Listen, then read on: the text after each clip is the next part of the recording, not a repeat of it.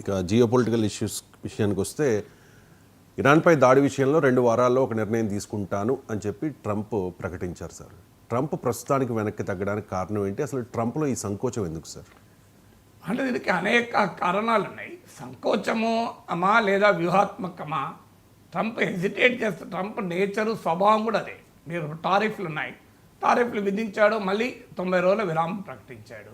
So Trump స్వభావమే ఈ pulls and pressures అంటారే, సో అలా వ్యవహరిస్తూ ఉంటాడు. ఇక్కడ కూడా ఏంటంటే ఒకటి, ఆల్రెడీ అమెరికాకు ఇరాన్కు మధ్య న్యూక్లియర్ టాక్స్ 5 రౌండ్లు జరిగాక 6వ రౌండ్ జరిగే ముందు ఇజ్రాయెల్ వ్యూహాత్మకంగా ఇరాన్ పైన అటాక్ చేసి ఆ చర్చల ప్రక్రియను అడ్డుకుంది.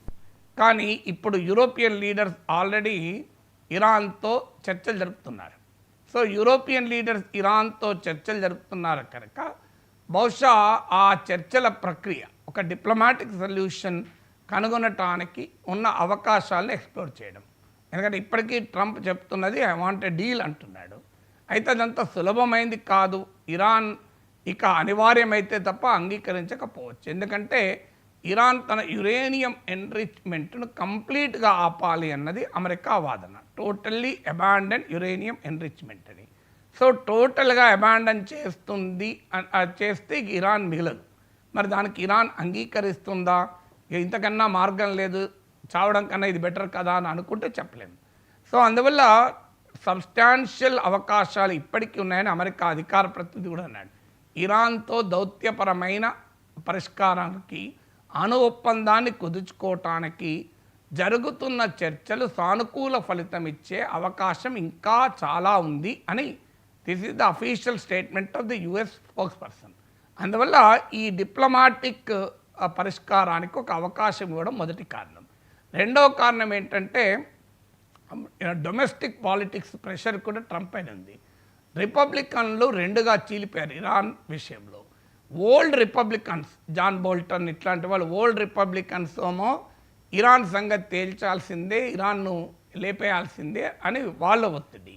కానీ MAGA Republicans, make America great again అని ట్రంప్ నిర్మించుకున్న ఆయన సొంత కాన్స్టిట్యున్సీ ఆఫ్ రిపబ్లికన్స్. ఎందుకంటే Trump himself is an odd man out in Republican party. Trump Republican party క్యాండిడేట్గా ప్రెసిడెంట్ అయినా ట్రంప్ సొంత పార్టీలానే ట్రంప్ పార్టీ ఆఫ్ అమెరికా ఒక రకంగా. సో ఈ మాగా లాబియోమో ట్రంప్ను వారిస్తుంది. నీ విధానం ఏంటి? నో వార్స్ కదా. నిన్నగాక మొన్న సౌదీ అరేబియాలో మాట్లాడుతూ కూడా అమెరికా గతంలో అనేక దేశాల్లో వెళ్ళి అక్కడ చరిత్ర తెలియక, సంస్కృతి తెలియక అక్కడ యుద్ధాలు చేసింది. అసలు ఈ ఫారిన్ ఇంటర్వెన్షన్స్ ఏంటి అని ట్రంప్ మాట్లాడాడు. సో అందువల్ల ఇప్పుడు తన విధానానికి భిన్నంగా యుద్ధాలు వద్దు, నేను డీల్స్ కుదుర్చుకుంటాను, అమెరికా ఐసోలేషనిస్ట్గా ఉండాలి, ప్రపంచంలో ఎక్కడెక్కడో వెళ్ళి అమెరికా ఎందుకు యుద్ధాలు చేయాలి, ఆ యుద్ధాల ఊబిలో ఎందుకు కూరుకుపోవాలన్నది ట్రంప్ ఇప్పటిదాకా చెప్తున్న వాదన. అందువల్ల మాగా లాబియోమో నీ వాదనకు భిన్నంగా ఎలా ఇరాన్పై యుద్ధం చేస్తామంటుంది. డెమోక్రట్ల నుంచి అయితే తీవ్ర వ్యతిరేకత ఉంది. సో డెమోక్రట్లు, మాగా రిపబ్లికన్లు కలిసి అమెరికన్ కాంగ్రెస్లో లేవనెత్తడానికి కూడా సిద్ధమవుతున్నారు. ఒకవేళ ట్రంప్ ఇరాన్పై యుద్ధానికి దిగితే కాంగ్రెస్ ద్వారా దాన్ని ఆపాలని కూడా ప్రయత్నం చేస్తున్నారు. అందువల్ల ఆ డొమెస్టిక్ పొలిటికల్ ప్రెషర్ రెండవ కారణం. మూడవ కారణం ఏంటంటే ఇక్కడ ఈ వెస్ట్ ఏషియాలో అమెరికన్ బేసెస్ ఉన్నాయి, మిలిటరీ బేసెస్ ఉన్నాయి. ఆ మిలిటరీ బేసెస్ మీకు కొన్ని అంచనాల ప్రకారం అయితే 40,000 to 50,000 అమెరికన్ సోల్జర్స్ పశ్చిమాసియాలో ఉన్నారు. సుమారు 19 మిలిటరీ బేసెస్ ఉన్నాయి. సో ఈ మిలిటరీ బేసెస్ను అమెరికా బోల్స్టర్ చేయడం మొదలుపెట్టింది, అంటే దాన్ని బలోపేతం చేయడం మొదలుపెట్టింది. ఆల్రెడీ రీఫ్యూలింగ్ ట్యాంక్స్ పంపించింది.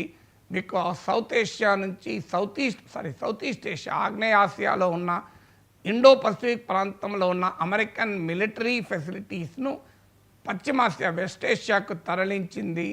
సో ఈ ప్రిపేర్నెస్లో ఉంది. ఎందుకంటే అమెరికా ఇరాన్పై యుద్ధం చేస్తే ఇరాన్ వెళ్ళి అమెరికాపై దాడి చేయలేదు. ఎందుకంటే ఇరాన్కు అమెరికాకు 1000 కిలోమీటర్ల దూరం. అందువల్ల అమెరికాలో టార్గెట్ను కూడా హిట్ చేయగలిగే అంత టెక్నాలజీ ఇరాన్ దగ్గర లేదు. అందువల్ల ఇరాన్ ఇమీడియట్గా చేయబోయేది ఏంటంటే వెస్ట్ ఏషియాలో ఉన్న అమెరికన్ బేసెస్ని టార్గెట్ చేస్తుంది. ఎందుకంటే అమెరికా దాకా ప్రయోగించగలిగే మిసైల్స్ కానీ టెక్నాలజీ కానీ ఇరాన్కి లేదు. అందువల్ల ఇమీడియట్గా వెస్ట్ ఏషియాలో ఉన్న అమెరికన్ మిలిటరీ స్థావరాలను ఇరాన్ టార్గెట్ చేస్తుంది. అమెరికా మిత్ర దేశాలను టార్గెట్ చేస్తుంది. Saudi Arabia, Qatar, Bahrain, Jordan వీళ్ళని టార్గెట్ చేస్తుంది. అందువల్ల ఈ American military assets in the west ఏషియాను సెక్యూర్ చేసుకున్నాకనే ట్రంప్ యుద్ధానికి పోవాలి. ఎందుకంటే ఒక్కసారి యుద్ధం మొదలైతే కాన్సిక్వెన్సెస్ అన్ప్రిడిక్టబుల్గా ఉంటాయి. ఎంతకాలం పోతుంది తెలియదు. ఇప్పుడు మనం ఆఫ్ఘనిస్తాన్లో చూసాం, సో ఎంతకాలం నడుస్తుంది. ఉక్రెయిన్లో చూసాం, 3 ఏళ్ళుగా నడుస్తుంది. సో ఒక్కసారి యుద్ధం మొదలయ్యే వరకే కానీ ఆపడం అనేది ఎవరి చేతిలో ఉండదు. మొదలు పెట్టడం అనేది ట్రంప్ చేతిలో ఉంటుంది, ఆపడం ట్రంప్ చేతిలో కూడా అంత ఈజీగా ఉండదు. సో అందువల్ల బహుశా తన మిలిటరీ అసెట్స్ని సెక్యూర్ చేసుకోవడం 3వది. 4వది టెక్నాలజికల్ అసెస్మెంట్. ఎందుకంటే ఇరాన్ న్యూక్లియర్ ఫెసిలిటీస్ ఇప్పుడు ఇజ్రాయిల్ ఆల్రెడీ ఇరాన్లోని మిలిటరీ టార్గెట్స్ని అటాక్ చేసింది. ఈవెన్ కొన్ని నటాంగ్ న్యూక్లియర్ బేస్ కూడా అటాక్ చేసింది. ఇప్పుడు నెక్స్ట్ అటాక్ ఏంటి? ఇరాన్ న్యూక్లియర్ ఎన్రిచ్మెంట్, అంటే యురేనియం ఎన్రిచ్మెంట్ అంటారు. అంటే యురేనియంను వెపన్ స్థాయికి శుద్ధి చేసే ప్రక్రియ. ఈ ఫెసిలిటీ ఇరాన్ అండర్ గ్రౌండ్లో 80 to 90 మీటర్స్ లోపల పెట్టుకుంది. సో దాన్ని ఛేదించాలంటే అమెరికా దగ్గర మాత్రమే ఆ బాంబులు, ఆ ఫైటర్ జెట్లు ఉన్నాయి. ఇది ఆఫ్ఘనిస్తాన్లో ఒకసారి వాడింది. సో ఇప్పుడు ఇరాన్ న్యూక్లియర్ ఫెసిలిటీస్ను ఇవి ధ్వంసం చేయగలుగుతుందా లేదా, అది కూడా ధ్వంసం చేస్తే ఎలాంటి రేడియేషన్ ప్రమాదము లేకుండా, ఎందుకంటే వార్లో అటాక్ చేసినప్పుడు న్యూక్లియర్ రేడియేషన్ ప్రాబ్లం కూడా ఉండొచ్చు. ఎందుకంటే భారతదేశం కిరానా హిల్స్ను దాడి చేసింది, నూర్ఖాన్ బేస్ను దాడి చేసింది, సర్గోదా ఎయిర్ బేస్ను దాడి చేసింది అన్నప్పుడు వార్తలు వచ్చాయి. సౌదీ అరేబియా నుంచి బొరాన్ అనే కెమికల్, అంటే రేడియేషన్ లీక్ను కంట్రోల్ చేసే బొరాన్ కెమికల్ తీసుకునే ప్రత్యేక విమానం వెళ్ళింది. అమెరికన్ ఎక్స్పర్ట్స్ వెళ్ళారని కూడా వార్తలు వచ్చాయి. అందువల్ల ఒక న్యూక్లియర్ ప్లాంట్ పైన అటాక్ చేయాలి, న్యూక్లియర్ ఫెసిలిటీస్ అంటే ఒకటి టెక్నాలజికల్ ఫీజిబిలిటీని అమెరికా అసెస్ చేసుకోవాలి. 2 కాన్సిక్వెన్సెస్ ఏంటి, దాన్ని ఎలా కంటైన్ చేయాలి, ఎలా దాని నుంచి వచ్చే ఎఫెక్ట్స్ను కంట్రోల్ చేయాలి. ఇది చాలా చాలా కీలకం. ఎందుకంటే చెర్నోబిల్ డిజాస్టర్ చూసాం, 3 మైల్స్ ఐలాండ్ డిజాస్టర్ చూసాం, మీకు ఫుకుషిమా జపాన్ రియాక్టర్ లీక్ చూసాం సునామీ వల్ల.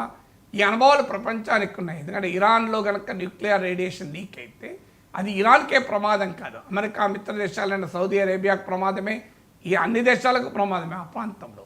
సో అందువల్ల ఈ టెక్నాలజికల్ అసెస్మెంట్ ఏమైనా చేసుకోవచ్చు. 5వది సింప్లీ ఒక మిలిటరీ వ్యూహం కావచ్చు. ఎందుకంటే మిలిటరీ యుద్ధ భూమిలో ఏం చేస్తారంటే భ్రమలు కలిగిస్తారు, భ్రమలు కలిగించి దాడి చేస్తారు.